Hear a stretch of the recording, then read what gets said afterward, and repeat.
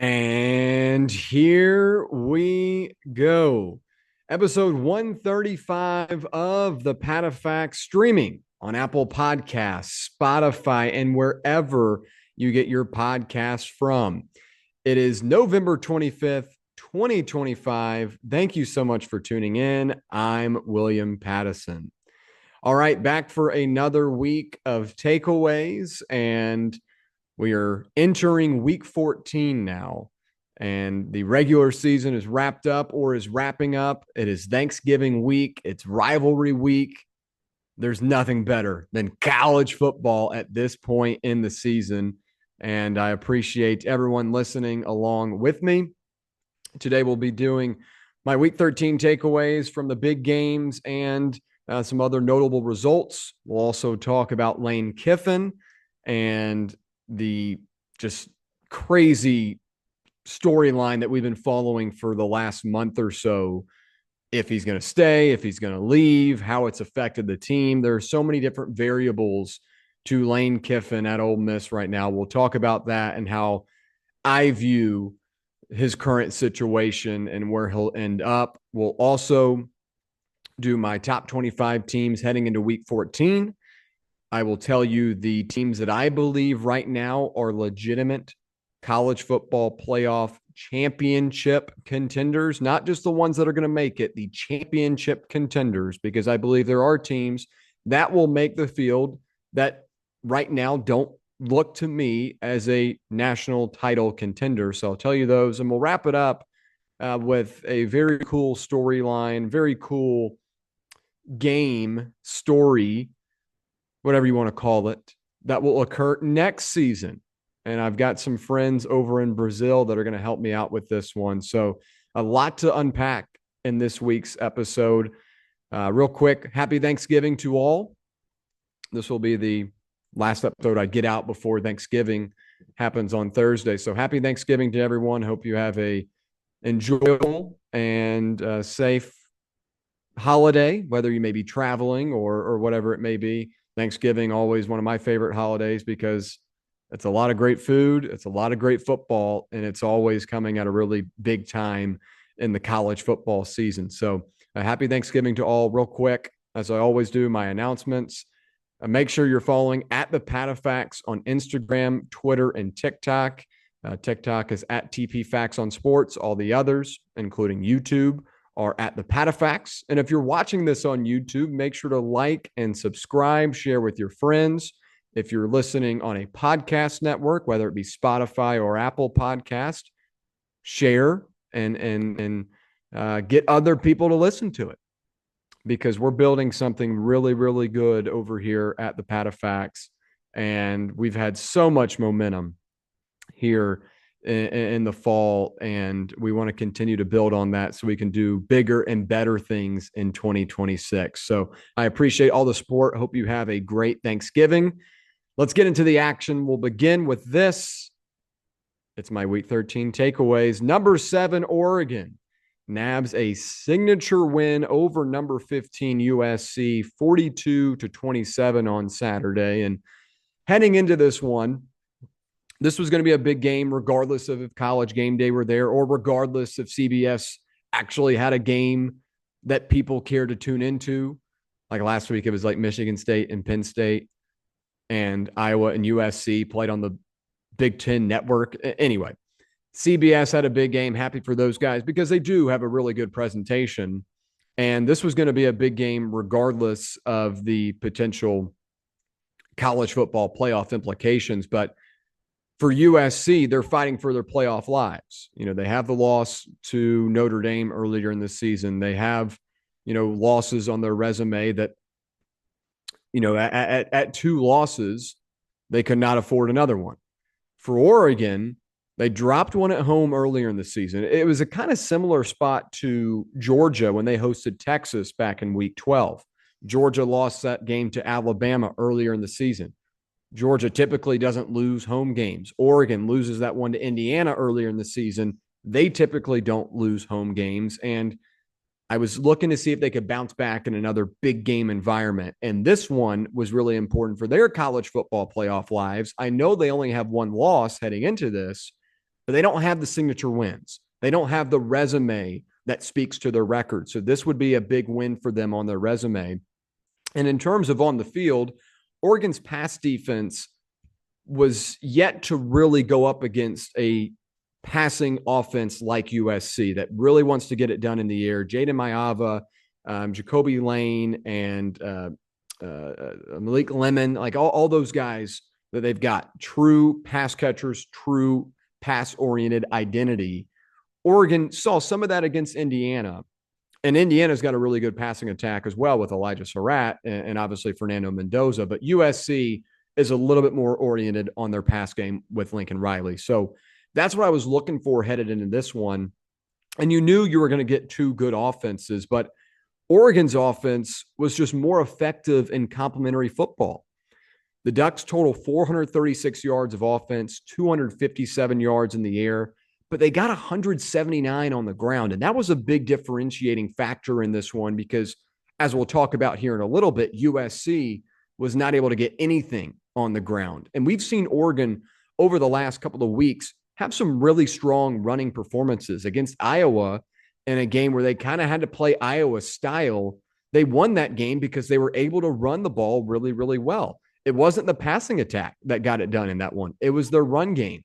And we know that Dante Moore is a very talented player, a very talented passer, but Oregon has been banged up at receiver. Decorian Moore missed this one, and he's one of the best freshmen in the country. Last week against Minnesota, when they played on Friday, they had to rely on Kenyon Sadiq and was it Chris McClellan? They had to rely on those guys, Josh McClellan, I think. But in this one, they got it done in both facets, both in the air and on the ground. Really good complementary football. Dante Moore goes 22 of 30 for 257 yards and 2 touchdowns. These next two guys are what I want to focus on, though, because Noah Whittington goes 19 carries for 104 yards and a touchdown. And Whittington's been a guy that has been around this Oregon program for a little bit, has sometimes been overshadowed by the running backs they've had in the past, like a Bucky Irving, for example. But Whittington's been a guy that's stuck on this team and has been really, really impactful. Jordan James was great last year for this Ducks team. Noah Whittington, really strong performance here with the 104 yards and a touchdown. But a guy I also want to touch on is Jordan Davison. And he's a guy that was really impactful along with Hill, their other running back, in the Iowa game. And he had 50 yards and a touchdown Saturday against the Trojans. Just having that complementary football, I think, is really beneficial for this Oregon team, as they do have a lot of injuries to their top receivers. Evan Stewart, a former 5-star who was at Texas A&M, transferred over to Duke, the Ducks, to Oregon. He's been out for the whole season. And then losing Decorian Moore, you are starting to get a little thin at receiver in terms of reliable targets. So you needed to have a balanced attack, and Whittington and Davison combining for 154 yards and 2 touchdowns. Really, really impactful here. And I talk about Kenyon Sadiq, and he's a guy I mentioned in the offseason because in 2025, you see a lot of these tight ends that can do a lot of different things. And Sadiq is just a really good athlete, a really good player. Like, he's kind of one of these hybrid tight end wide receivers that if you give him the ball, he can go and make a play. And he had 6 receptions for 72 yards and a touchdown in this one. Had a touchdown the week prior against Minnesota, was really impactful in that one. He adds what Oregon is missing without Decorian Moore and Evan Stewart as pass catchers in terms of being available. So Sadiq is a really big development for this team late in the season. Malik Benson, I thought, was really good here. 4 receptions for 67 yards. He had a couple of big catches over the course of this game as Oregon continued to prolong drives. Benson's a guy that kind of gets lost a little bit in all the other stars and big names they have on this team, but he was really reliable. And at the end of the day, when you've got a quarterback like Dante Moore, and when you've got a type of defense for Dan Lanning that is going to be able to get stops, keep you in games, just having reliable receivers, kind of like Alabama, right? Alabama's got Ryan Williams. He's a star, but Jory Bernard and Isaiah Horton have been really reliable receivers. So I thought Malik Benson was really big in this one. overall, just getting the balanced attack from the running game, an efficient day from Dante Moore. It did have a bad interception, but it was right after USC had just thrown one. So it wasn't like in the course of a game, it was detrimental to the Ducks. It would have given them the opportunity to go up 14 points again. But USC was able to hang around. But regardless, it wasn't like a game-changing turnover. He had a game-changing turnover against Iowa when he threw a red zone touchdown, or excuse me, a red zone interception. That type of stuff cannot happen, but his lone interception in this one wasn't that big of a deal.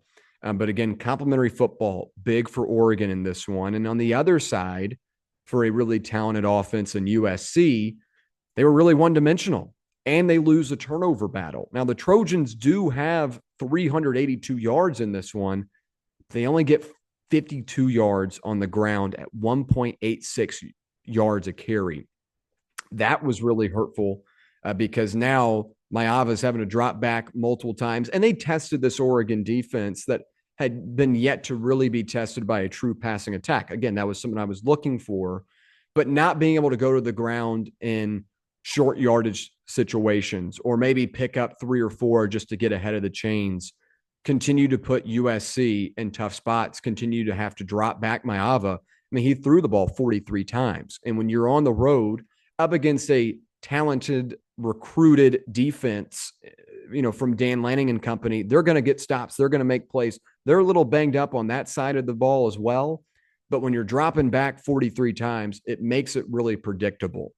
And that's what I think USC's biggest issue has been to this point this season. When you watch their games, when you look at their losses, like to Notre Dame, when they get behind, they can't rely on their run game to keep them involved and keep them ahead of schedule offensively within their drives. So they'll have to continue to throw the ball at a very high rate.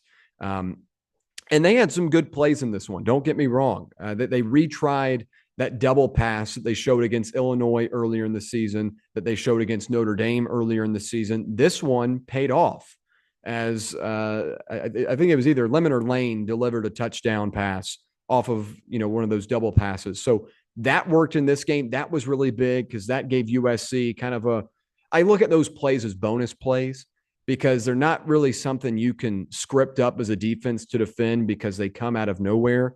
But USC has done that twice this season. One of them got called back for a flag. The other one against Notre Dame resulted in a fumble and a turnover. And this one, they were able to get one of those bonus plays early. So I thought that was great for momentum. But Oregon was able to respond. And the fact that USC could not get anything on the ground game really hurt them. The second thing I mentioned, the turnover battle, they lose it 2-1. Now, you could say it was a wash, basically, because Maava throws one on 4th down. It's picked off. And then Dante Moore throws one, I think, 2 plays later. So that was kind of a wash. But they did have one in a critical point as USC is trying to get back into this game, cut it within one possession and stuff like that. Losing the turnover battle and not being able to run the football is going to result in the type of result it did on Saturday where you lose by 15 points. So I think USC is a talented team. I think Maava is a good quarterback, but they don't have the type of rushing attack necessary to fully run this offense the way they want to. And Maava finishes 25 of 43 for 306 yards and 3 touchdowns, but has 2 bad turnovers. And I talk about that run game being absent. Maava, who is a good athlete, a guy that can run, he had more yards per carry average than any other back and almost had as many yards as the leading back for this USC team. So I think that's an issue, and it's something that USC is going to have to fix moving forward if they're going to want to contend on a national level, not just let alone in the Big Ten. If they want to make it to a Big Ten championship, they've got to be able to be more balanced in their attack on both sides of the ball. And in these road games, they're going to have to clean things up. I don't love Lincoln Riley on the road. And that Illinois team is good, but not great.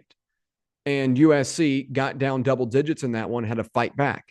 This is too talented of a team in terms of the receivers and personnel they have offensively to be getting behind because, they're making incremental mistakes on drives or putting them behind the chains or not getting good situational football from the run game. This team is too talented for that, but it seems to be a common thread with these Lincoln Riley teams. Either they don't get complimentary football because their defense is so bad, or that they can't get complimentary football within their own offense and the running attack. So a disappointing loss for USC. They had their opportunities, but it's tough to go on the road and win in Eugene, Oregon. They had their chances, but again, when you're too one-dimensional and turn over the ball, lose the turnover battle, you're not going to be able to beat a Dan Lanning team. And that brings me back to Oregon, because I do want to talk about what I make of them moving forward. Now, they got a big game against Washington in week 14. Don't overlook that one, because Damon Williams Jr. at quarterback is very, very talented. Jonah Coleman, one of the best backs in the country. This is going to be a big game. Oregon, Washington always is a big game. And now we get this one at the end of the season. This is going to be a fun one. And Oregon is most definitely in a tough spot here. They're going to be in trouble because this is a good Washington team. But regardless of, what I think going into this game right now for week 14, I'm not so sure that Oregon is a legit championship contender. I love Dan Lanning, but I just like this Oregon team. And don't get me wrong, this was the type of performance on Saturday that I was looking for from this team. The Ducks' run defense has been really good over the last couple of weeks. They held Iowa to 101 yards, Minnesota to 62, USC to 52. Offensively, Kenyon Sadiq has become one of the toughest players in the country to defend. And I thought Benson looked the part on Saturday as a reliable target. But when you stack this team up against some of the best defenses in the country, I don't think this is a group that can march all the way to the national championship. There are moments when they lose composure on the offensive attack. They are still really banged up at a couple of those receiver spots. I mentioned Evan Stewart, DeCorian Moore.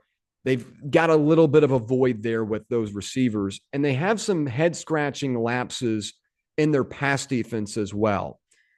I think this is a good Oregon team, but they're not great, and that's why right now I don't view this as a championship contending team. I love Dan Lanning and what he's done. I think he's one of the best coaches in the country. But I don't know if this Oregon team, in the current state that they're in, is going to be a team that wins 2 to 3 games, 3 to 4 games to hoist a championship trophy.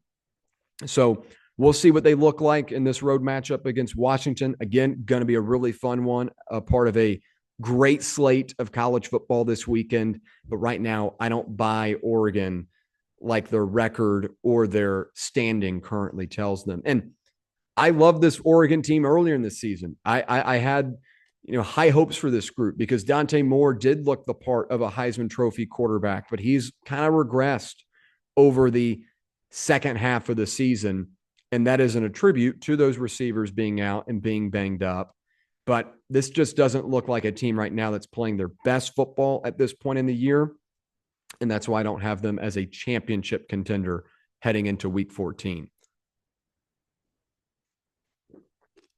We'll move now to the SEC, where we had Oklahoma and Missouri.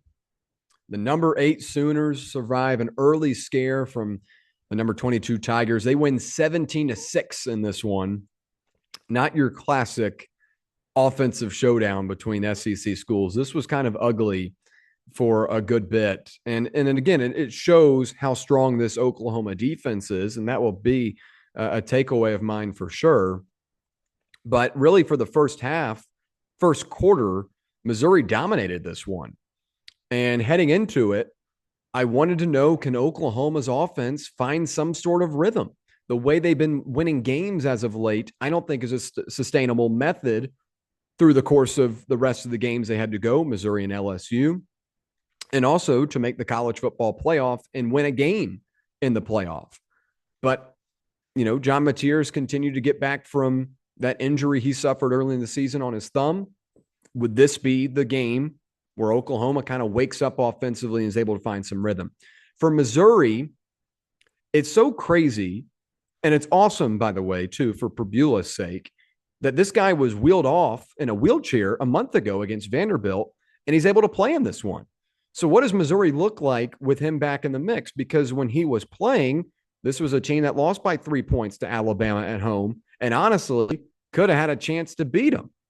This is a team that was neck and neck with Vanderbilt on the road and in a tie game until Pribula got hurt. So what does Missouri look like with Pribula back in the mix? And we get a Oklahoma win in the most unique fashion that they continue to do it in. And Oklahoma was outgained for the 4th straight game Saturday. The Sooners total 276 yards of total offense, 173 yards in the air, but there's a little bit of an excerpt mark there. They had 87 yards on one play, and it was a great play to Isaiah Sentenga coming across the middle of the field and routes it for 87 yards. But like when you say 173 yards in the air, you'd assume it was a pretty balanced attack. They were able to move the ball down the field with multiple passes. Not really the case, because a lot of that is just off one play. If you exclude that one game, and I don't like playing hypotheticals here, but if you exclude that one play, they're under 100 yards for the game. Now, they did have 103 yards rushing. You're always going to get that with John Mateer. The running game has kind of been hot and cold for this group throughout the season. A lot of people assumed that Jaden Ott was going to be a bell cow running back for this team as he came out of Cal in the transfer portal last year, was one of the highest rated portal acquisitions, and he's been absolutely nothing for this team. They've had to go to other guys, but this is just kind of how Oklahoma wins football games this year. John Mateer goes 14 of 30 for 173 yards and 2 touchdowns, rushes for 60. You like that dual threat ability. I still think he's one of the best dual threat quarterbacks in the country. While he might not be as efficient and as dazzling as he was in the first half of the season, Mateer is still a guy that you have to key in on as a defensive unit because he can make plays in a snap. Isaiah Sentenga goes 3 receptions for 109 yards and a touchdown. Again, he's the one that had that 87-yard touchdown right before halftime. Yeah, it would have been halftime. It wasn't really right before halftime. It was kind of the middle portion of the second quarter, but it was interesting. It was interesting in this game because Missouri came out and really dominated the time of possession in the first quarter. I think Oklahoma only had like a possession and a half because Missouri sat on the football for a long time and they didn't take advantage of the opportunities. They missed a field goal, but Oklahoma's defense, they do their job. They get stops, but things were starting to get chippy and the crowd was starting to get a little angst. Right before that 87-yard touchdown, you've got the fans in the stands cheering for a first down, like a kind of a half-assed cheer. Like obviously they know they haven't been able to move the ball throughout the game. They get a first down, everyone kind of, half-assed cheers.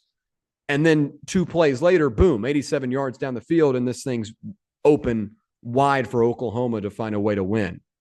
Now, it was not because of their offense they found a way to win, but that touchdown gave them some momentum, put the crowd at ease a little bit, and I thought that play was really the biggest one of this game because it spurned all the momentum.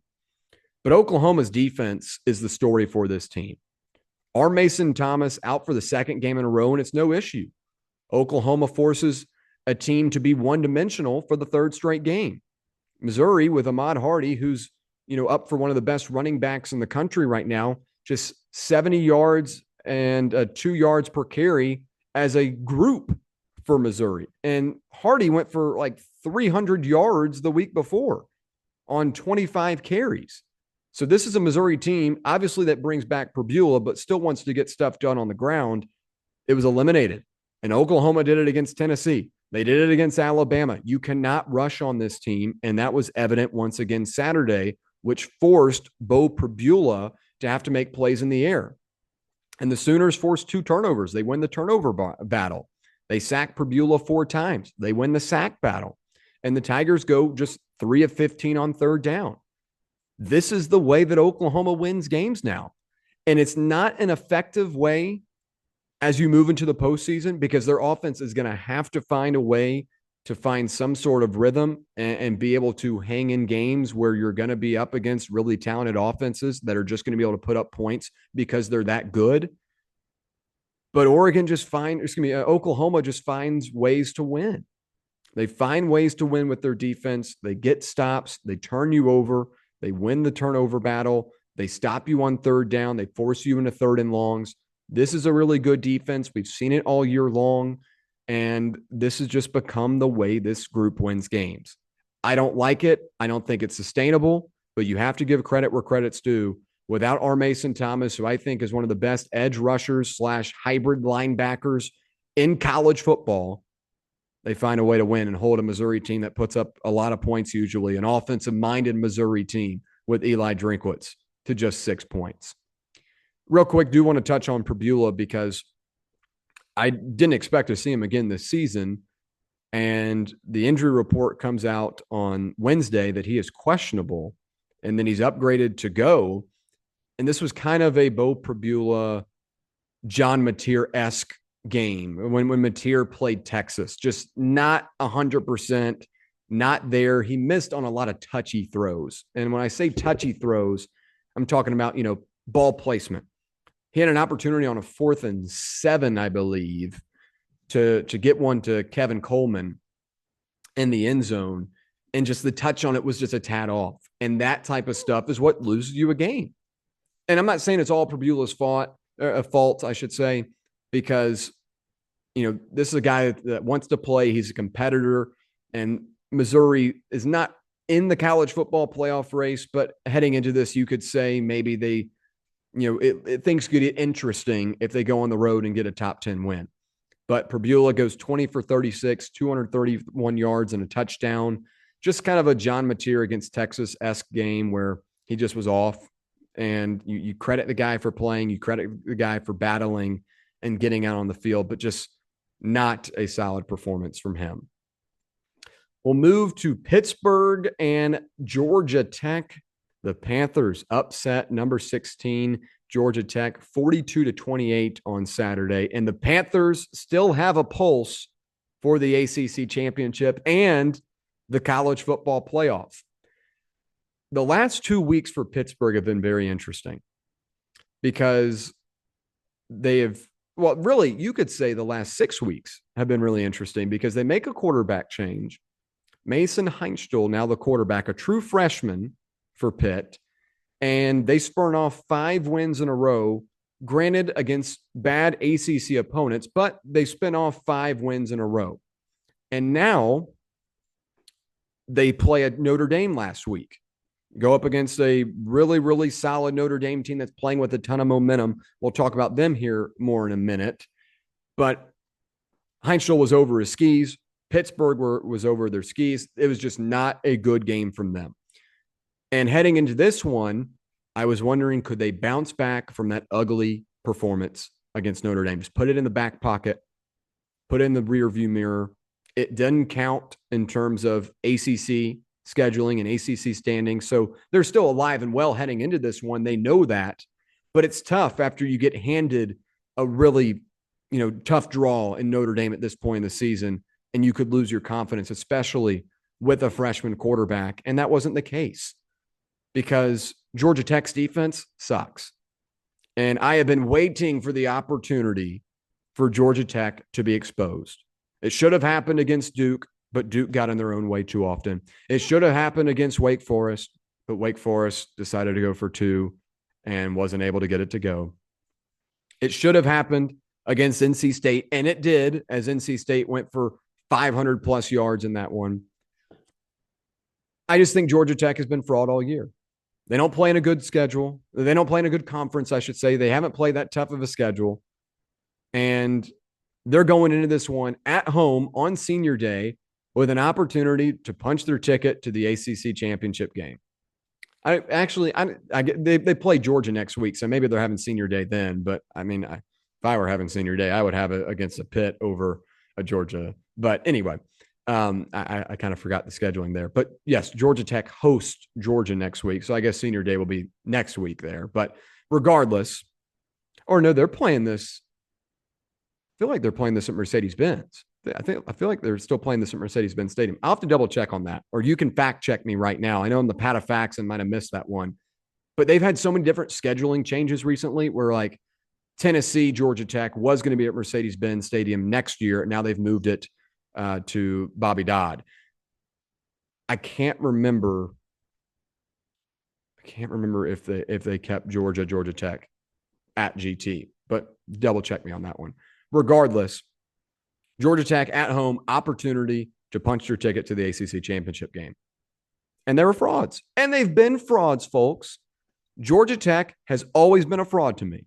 For the season, Georgia Tech's defensive numbers rank 77th in opponents' points per game at 27.2, 106th in opponent yards per game at 417.8, 113th in opponent yards per play at 6.1, 84th in third down conversion rank at 41%, and then 123rd in fourth down conversion rank at 68th. This has never been a good defense. This has never been that good of a team, but Haynes King has carried this group to a ton of wins. And when I see teams that have these type of lopsided metrics where the offense is able to produce, but the defense is something you can't look at, that's a fraud. And at their record heading into this one with one loss, I looked at this as a potential upset spot for Pittsburgh. That's why I had it on the Patteson this past week. I like the Panthers here because it's the quintessential, you get knocked down the week before and handed it to you by a really good football team in Notre Dame. And now everyone's out on you. The public is, no, we like Georgia Tech because we just watch the rankings every week. And we get up on Saturday and look at the spreads and say Georgia Tech at 2.5 is a ranked team. Oh, let's take the Yellow Jackets. No, they're a fraud. They've been frauds. And I'm so glad Pittsburgh came in there and shut this thing down because them and BYU, Georgia Tech and BYU, have been my fraud teams throughout the season. Thank gosh we closed the door on one of them. And give credit to Pittsburgh because they came out firing in this one, and they came out with the identity of let's bounce back after last week. And they do all of this without Desmond Reed, the Panthers' best playmaker, ruled out for this game. He had fought so hard to get back for that Notre Dame game, but he got banged up in that one. So he's ruled out for this one. And that was a little bit of a concern for me because up against a team like Georgia Tech that has been very high up in the luck rankings for me, you need, some things to go well. I know that Georgia Tech has been really lucky, but it's just continued throughout the season. I didn't know if that was going to play into this one as well. But thankfully, Desmond Reed did not matter because Pitt totals 412 yards of total offense at 6.1 yards per play. That met Georgia Tech's season average in opponent yards per play. And again, I'll reiterate, that ranks 113th in the country. And then Pitt gets 226 yards in the air, 186 on the ground, a very balanced attack up against a defense that is constantly on their heels. Mason Heinchtel, 20 of 27 for 226 yards and 2 touchdowns. Jakiron Turner, 21 carries for 201 yards and a touchdown. Woo! 201 yards and a touchdown from Jakiron Turner. Whoo, man. What a day he had.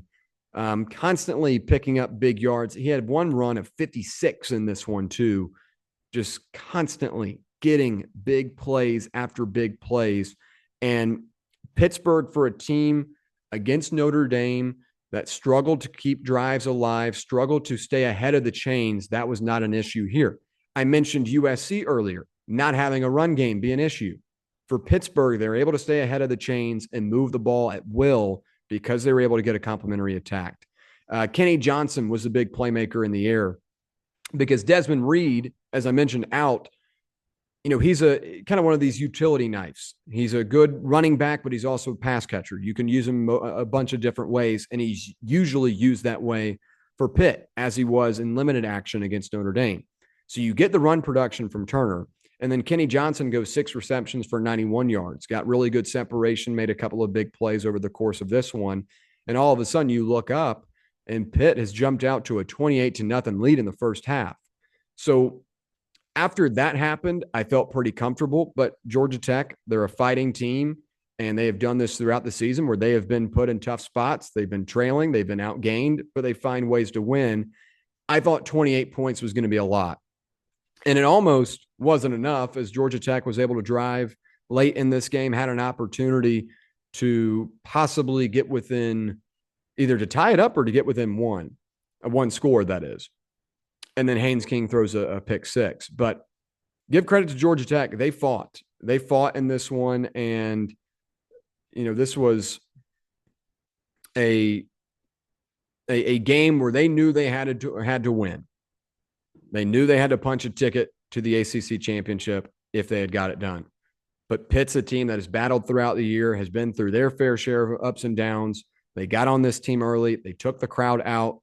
They almost let up on the gas late, but it was a great win for Pittsburgh. I do want to give credit to Haynes King because he shined and has shined all year long on Fox, my radio show from 1 to 3 every Monday through Friday, Fox Sports Knoxville.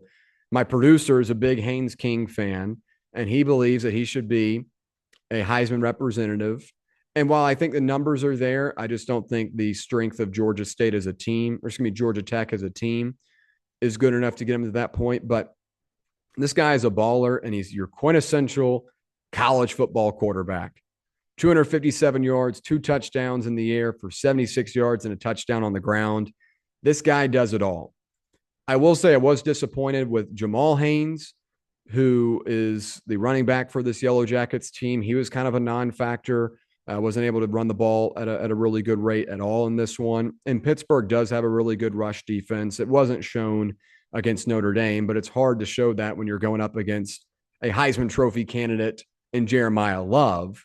But Haynes King deserves a lot of credit because he is a hell of a player. I feel bad for him that he's got this bad of a defense, but he had a costly pick six turnover late, and that's what kind of put the game out of reach for this Yellow Jackets team. But Haynes King, do want to give him credit. He's a hell of a football player, has done it throughout his career, and deserves a lot of credit for what he's been able to do for the Yellow Jackets.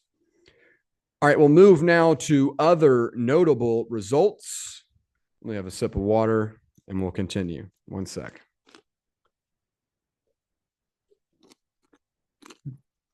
There we go. Also, I hope you cannot hear the construction going on in the valley above my apartment, because I live in this apartment complex in Knoxville, and there's a dip. We got this nice courtyard, really good foliage, grass. It's nice. But then up the hill, they're building like 3 apartments. So they are sawing like no one else's business. It's kind of thrown me off a couple of times in this episode. I'm not going to lie, but I hope that's not a factor in this. You're not able to hear it, because I do put a silencer on it, both when I record it and then when I go into post-production.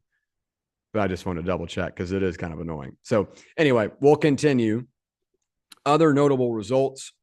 Number 20, Tennessee swamps Florida 31-11 in Gainesville. And being someone that covers Tennessee for a living here in Knoxville, this was a big one. Josh Heupel had to have this one, and he left no questions. Whether it's fair or not, Josh Heupel has faced a lot of criticism for the way that Tennessee has lost their 3 games this year.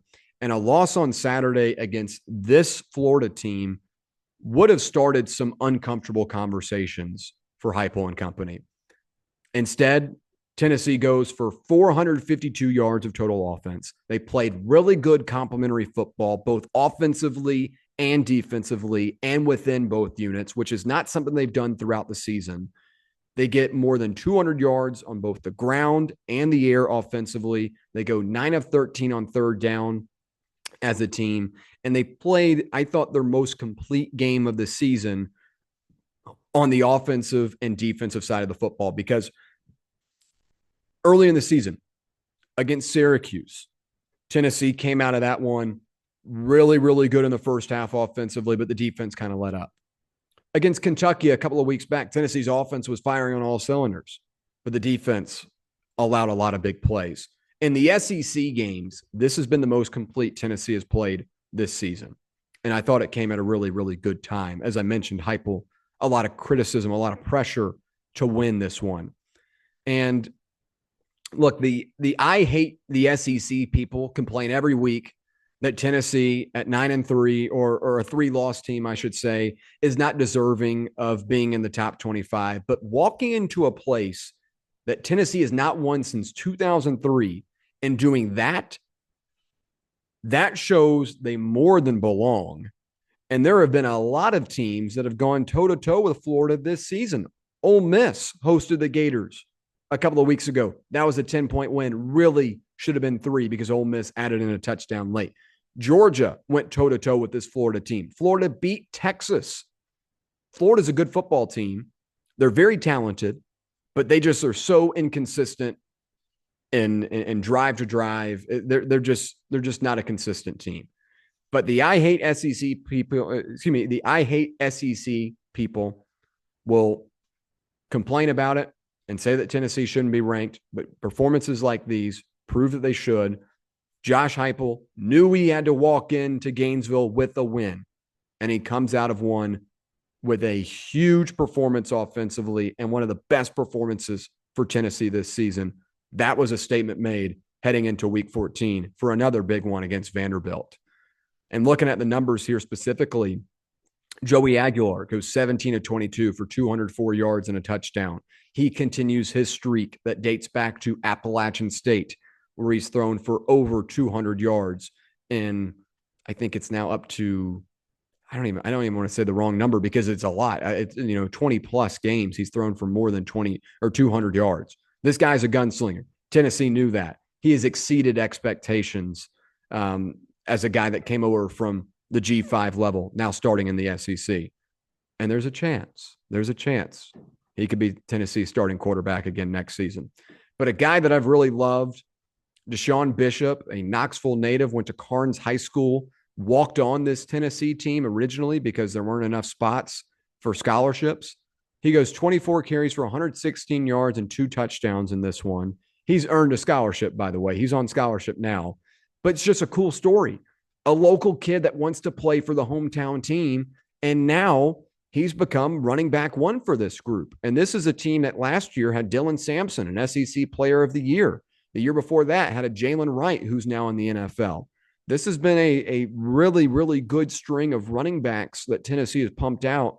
And Deshaun Bishop, a guy that didn't even receive a scholarship when he got here, has become the RB1 for this team. Now, Star Thomas, the other running back available for this one, as Payne Lewis, their third back, their second back, whatever order you want to call it in, he was out. Star Thomas goes 9 carries for 71 yards. He's the Duke transfer. Had a really big run in the first half that gashed this thing open for Tennessee. And I thought another big development in this one was Ethan Davis at tight end. Coming into the season, Miles Kitselman was supposed to be regarded as one of the top tight ends in the country. And it was deservedly so, considering what he did in 2024. But this year, he's been nagged by drop balls and, not being able to bring the football in has caused a couple of bad interceptions for Joey Aguilar. Kitselman, unfortunately, got banged up against New Mexico State. This opens the door for Ethan Davis, who had missed much of the early part of the season due to injury. But over the last couple of weeks since he has been back, he has been a focal point of this offensive passing attack. He goes 5 receptions for 72 yards and a touchdown. He had the first score of the game on Josh Heupel's quintessential first scripted drive of the game. It was beautiful. Ethan Davis capped it off with a nice touchdown. And this Tennessee team is not going to be in the college football playoff. They can look back at the games behind them over the course of the season and be upset with themselves that they didn't play in all facets for really any game in terms of play good in all facets for any game this season. But they did in this one. And for Vol Nation and for Josh Heupel and for this team, this was a must-win game. And I feel like the morale is most certainly there as Tennessee heads into a top 25 matchup against Vanderbilt. Tennessee's a good football team. Just, against Georgia, got in their own way, made mistakes. Against Alabama, made mistakes. Oklahoma made mistakes. Just haven't played all together throughout the course of the season. But against a really talented opponent in Florida, in a really tough environment, one they haven't won in since 2003.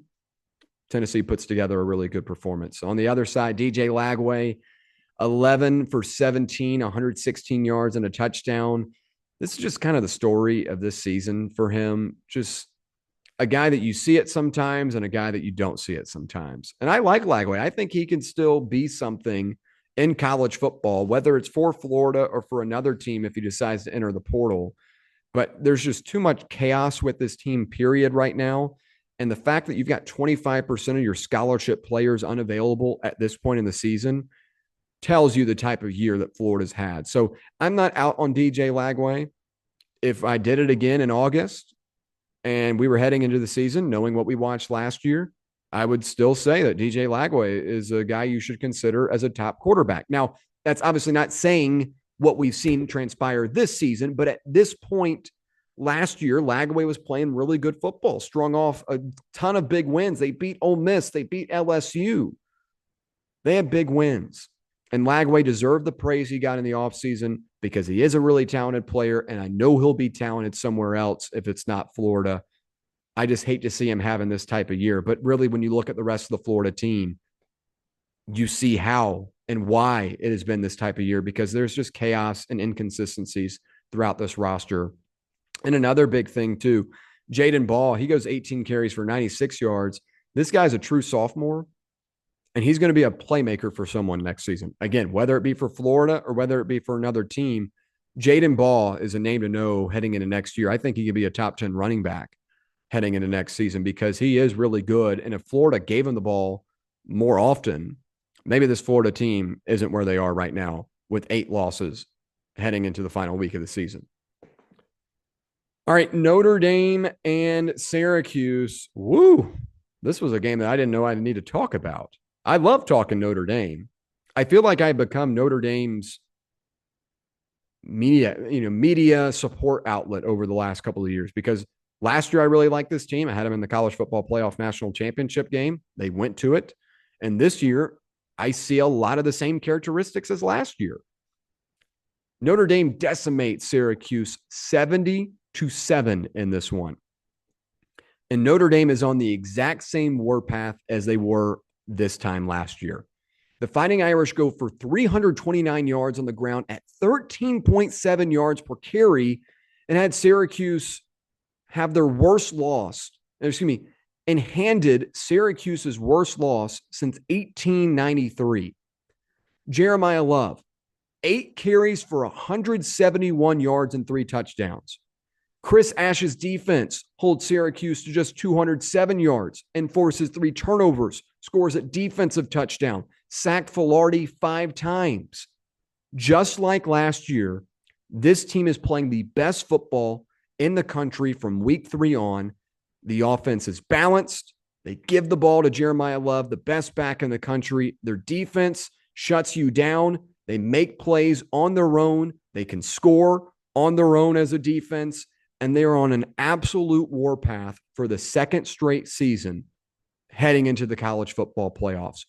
This is a really, really good team. And I talked about them last week. I said, get on the wagon while you can. And I really think the wagon might have already left with the way they've been playing. But every Tuesday night, we have the same silly conversation. Well, Miami beat Notre Dame head-to-head. Miami should be over Notre Dame. Context is everything, folks. Miami's not playing the same type of football as Notre Dame right now. Miami has 2 losses out of their last 5 games. Notre Dame is running teams off the field, has 2 ranked wins since then.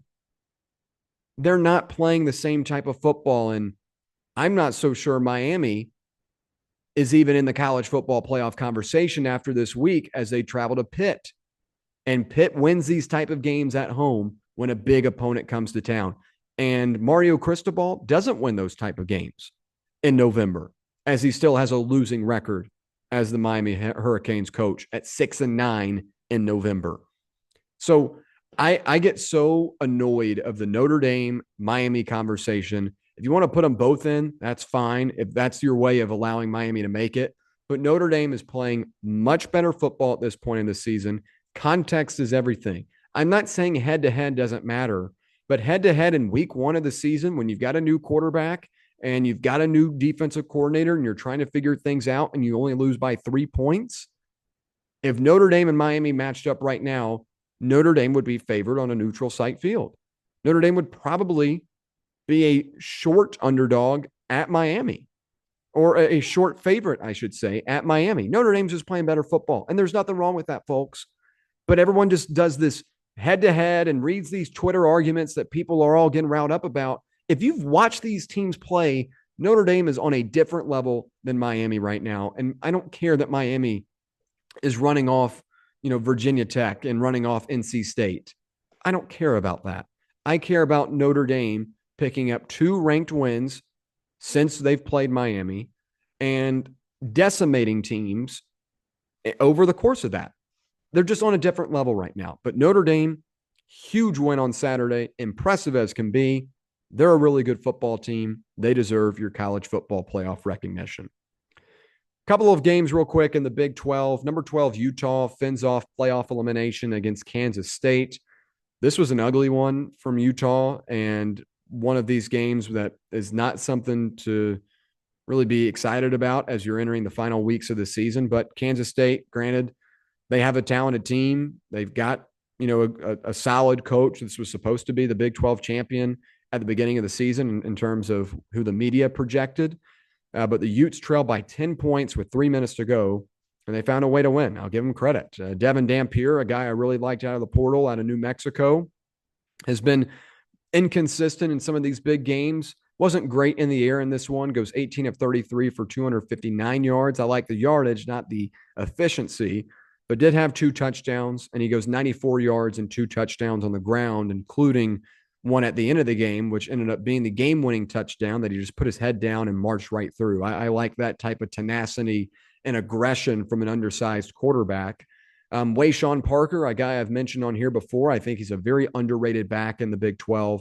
100 yards on the ground here. Utah's offense was able to keep up, but, the defense is really, what you should be upset about if you're Utah right now, because they've had a couple of these games where it's just like, they just collapse in some aspects. But you get 100 yards on the ground from Parker, and then the Utes had 4 different receivers go over 50 yards receiving here. So, again, they were getting it done offensively.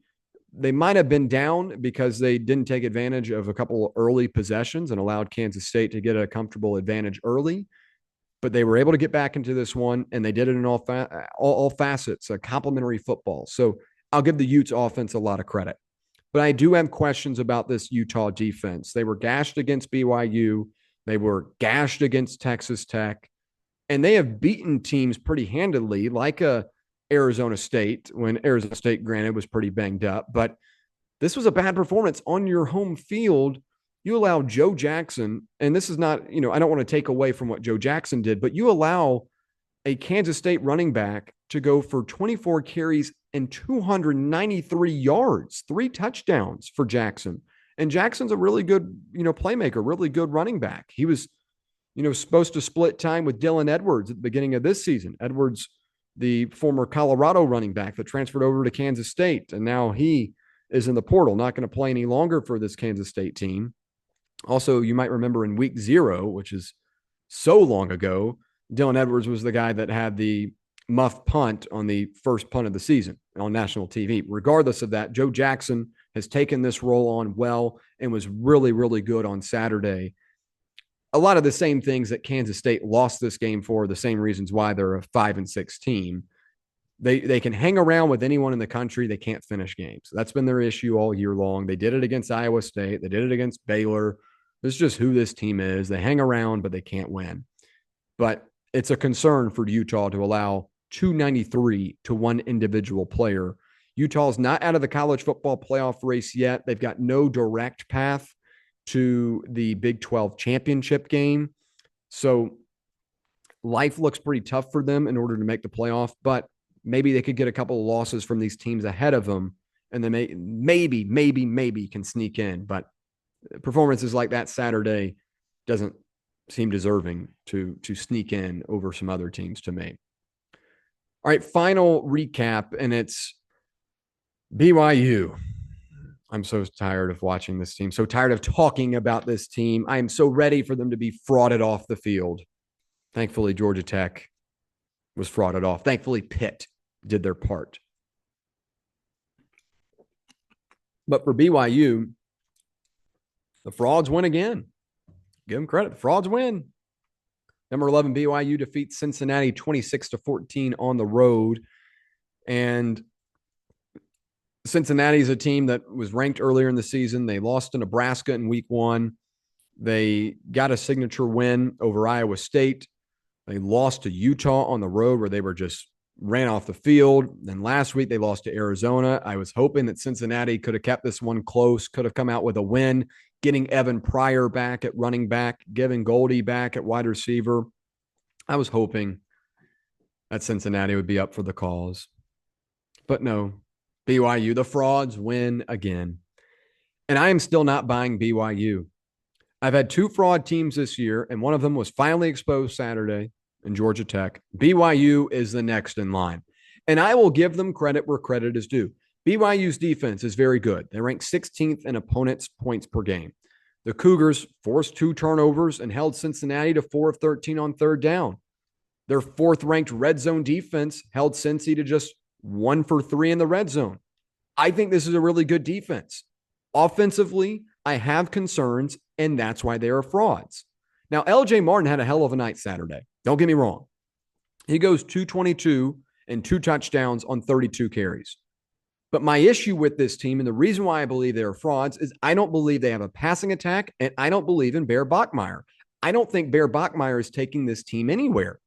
This is an average passing attack that ranks 104th in the country in pass play percentage, meaning they're very predictable, and they will be way too predictable in big games and don't have the passing attack to go up against the elites. We saw this against Texas Tech 2 weeks ago. The Red Raiders got an early lead. BYU has to lean on the pass game. They can't get it done. LJ Martin is a great back. They can get a lot of production there, but they don't have the passing attack to get it done. And if this is a team that makes the college football playoff, I think they'll get run off the field. I don't buy BYU one bit at this point in the season because I think they're too one-dimensional. I think their defense is great. I think their rushing attack is something to keep an eye on. But Bear Bachmeier and this passing attack are non-existent. This is going to be way too predictable of a team. And if BYU makes the college football playoff, I cannot wait to fade this team with multiple units. That is all the time BYU will get today. All right, let's move now to the college football landscape, the college football world. If you check your phone or you check Twitter, you check Instagram, whatever it may be, hopefully you're already following the PatteFacts to keep up with everything at the PatteFacts on Instagram, at the PatteFacts on Twitter, at TPFacts on Sports on TikTok. I continue. You know all about Lane Kiffin and what's going on because it is the talk of the town. It's all anyone wants to bring up. Yet this is a 11-1 Ole Miss team. There's going to be a 10-1 Ole Miss team that is going to be in the college football playoff, very well could host. And I talked about Lane Kiffin a little bit last week when we were on doing this. I was checking my phone to make sure I'm up to date and haven't missed Lane Kiffin's announcement. Now I know that Kiffin is waiting till after the Egg Bowl to make his final decision. Ole Miss and Mississippi State play on Friday, and the decision will come out on Saturday. So that tells me where this is headed. But On3 reports that Florida, LSU, and Ole Miss are all offering around the same type of deal, the same type of money. So for a guy that said, not too long ago that money is not a factor here, he's not going to make any decisions off of money, then that would be pretty present here. So he's just going to pick where he wants to go. I was told 2 weeks ago that Kiffin had no idea where he wanted to go. And I was, told about Florida's offer. I've, heard a good bit about LSU and where they are right now in their process. Both Florida and LSU think they're in a really good spot. That's the funny thing about this, because I'll talk to LSU people and they'll say, yeah, we feel like we're in a good spot. Some even call it a done deal. For Florida, they feel like they're in a good spot. They met with his people on Thursday night. And then there's Ole Miss. No one in Ole Miss feels like they're in a good spot right now. And Lane Kiffin watch has been truly just ridiculous to watch unfold, honestly. I've never seen something dominate the media like this story when the team is as good as they are. And here's my Lane Kiffin takeaway. Lane Kiffin is about to leave Ole Miss before he can even reap the rewards. Ole Miss gave Lane Kiffin a second chance. Lane Kiffin strived to rebuild a program and bring a national championship to them. And now he's had the opportunity to do so in Oxford. He has done that. But now he's about to pick up and leave just to go do it all over again somewhere else without even benefiting from all the progress he has made at his current place. Look, LSU and Florida are better programs. Anyone would want that job. And I'm not denying that, those are better opportunities for them. The recruiting pools are better. The history is better. The programs are better. That's not a diss at Ole Miss, but I think even if you asked Ole Miss fans, they would understand that as well. But the timing of this and the way he has handled this has been extremely poor. Ole Miss is a one-loss team and could host a college football playoff game, yet the narrative around this team is about him and his future. That's awful for the kids in the locker room that have worked their tail off to get to this moment. That is awful for the school that has given you every single resource possible and given you a second chance just to be on this stage. And that is awful for a fan base that has fully embraced you. Look, there's no perfect way to handle this.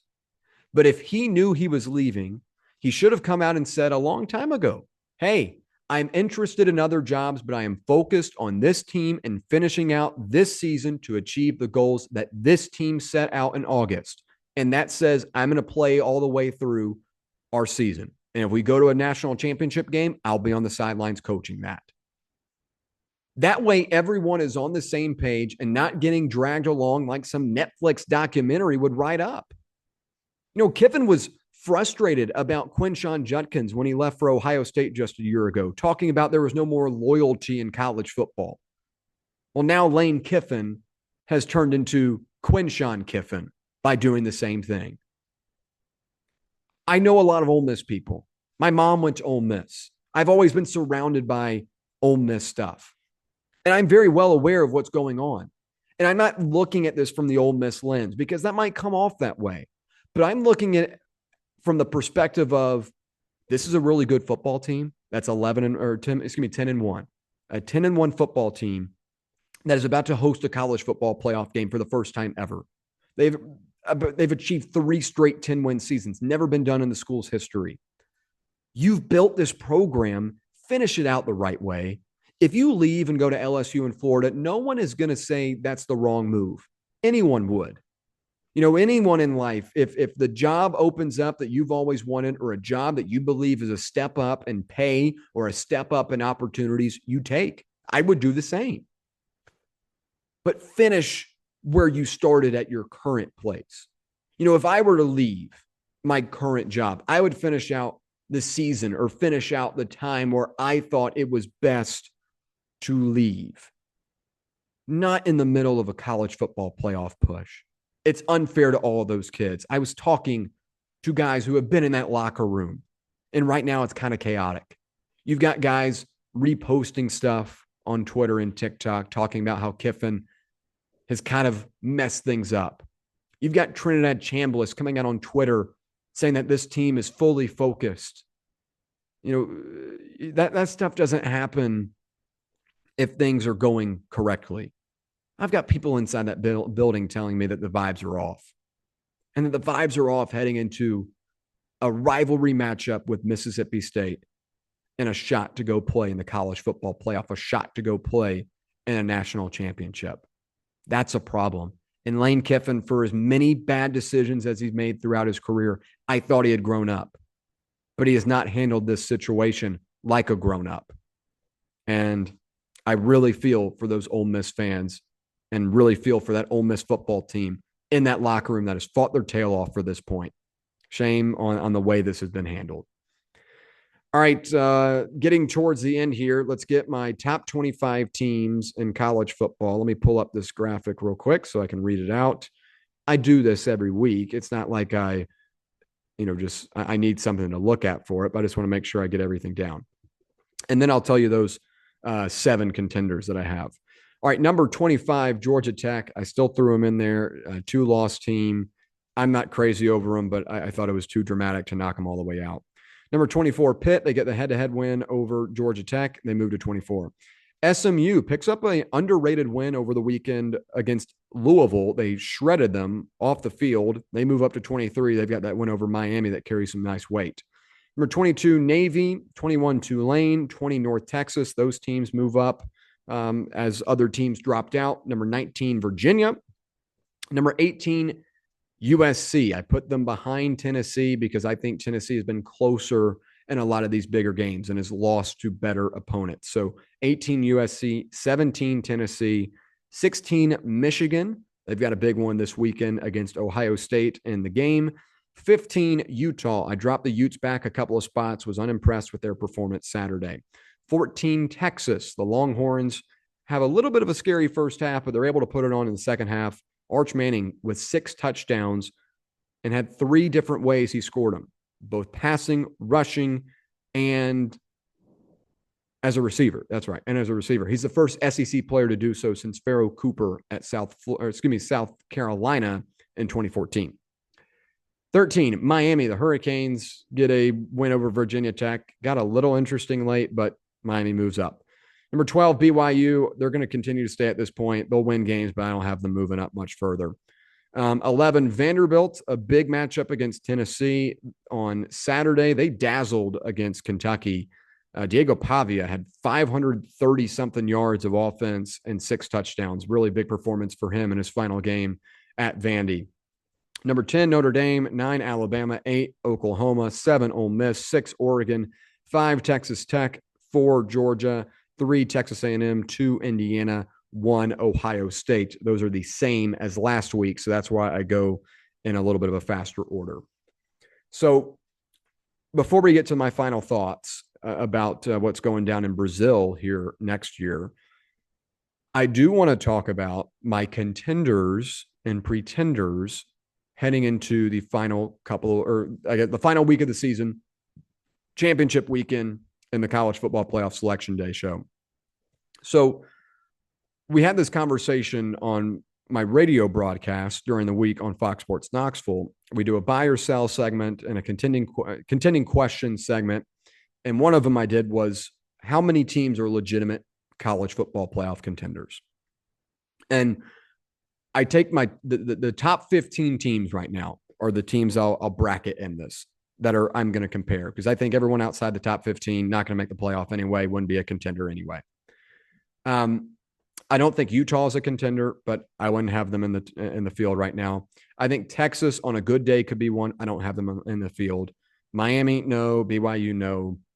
We'll focus on the legitimate ones, because the top 10 teams right now, I think there are 7 teams that could win the national championship. Out of my top 10, there are 7 teams that can win it. So I'll redo that top 10 real quick so you can get on the same page with me.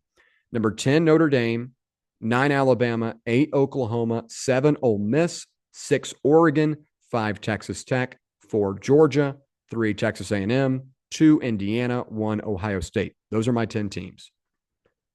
7 of them have a legitimate chance to make it. My 7 teams that I believe that can make the college football playoff are as follows. Number 10, well, that's not how I wanted to do this. Hold on, timeout. We'll restart, because I don't really want to put a ranking by them too, because I'm probably going to put this out on TikTok or Instagram as my team. So let me restart that. Let me restart from the top. There are 7 teams that I believe can make the college football playoff. Notre Dame, playing the best football out of anyone in the country. They've got a defense that is making plays and getting stops. They've turned things around. Jeremiah Love and that offense, unstoppable right now. 9, I did it again. I don't want to put numbers in front of these teams. Errors and omissions. That's back to back. Alabama is a team that I still think can win the national championship. I think offensively, they've taken a couple of steps back, but the defense, the personnel they have is there, and they've got the type of star power offensively. If they're able to continue to get things moving, they are a championship contender. Texas Tech, one of the most underrated teams in college football because everyone outside of the SEC doesn't really watch them play, and they are damn good. Best linebacker in the country, best defensive end in the country. They've got one of the best defenses, period. Offensively, they're a machine. They've got plenty of NFL caliber players on that roster. If Baron Morton stays healthy, this is a championship contending team. Georgia, Kirby Smart. Honestly, I could end the sentence there. But they have continued to be better throughout the season. Gunnar Stockton has a better understanding of zone defenses, is able to read those better. This is a very talented team. I do worry about their defense, but they have shown the ability offensively to win them games despite their defense putting up a ton of yards. Georgia, a contender. Texas A&M, a contender. One of the best teams in the country throughout the season. Defensively, they smother you. Offensively, they've got so many weapons. Indiana, Heisman Trophy quarterback, really well-coached team. D'Angelo Pons in the secondary. They are talented at every position. Indiana, without a doubt. Ohio State, self-explanatory. Another Heisman hopeful. Jeremiah Smith, Carnell Tate, a defense led by Arvell Reese and Caleb Downs. The most talented team in the country. They're most definitely a contender. Now, out of those 10 teams that I don't believe are contenders, Oregon, I think Oregon's too banged up at the receiver position. They're too inconsistent offensively in certain moments that dictate a game. Ole Miss, they play with fire too often. The Lane Kiffin thing has totally railed this team, and I hate it for them. But even if Kiffin hadn't happened, I don't like how this team plays a lot of close games. And the third team I wouldn't consider as a championship contender would be Oklahoma.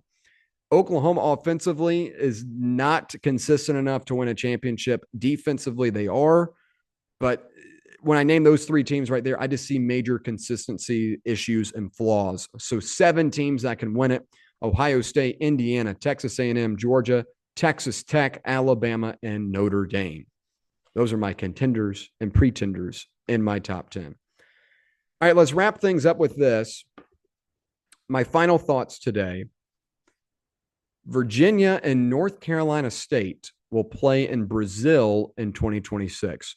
I want to give a quick shout out to Cassio at Draft Day in Brazil. He reached out to me last week when I made a post about this matchup and wanted me to do a video for them. And I told him I would include it in the podcast so it would make it a little bit easier, give my listeners an opportunity to hear about it, and also his listeners, because he wants to share this in Brazil. So really excited for this.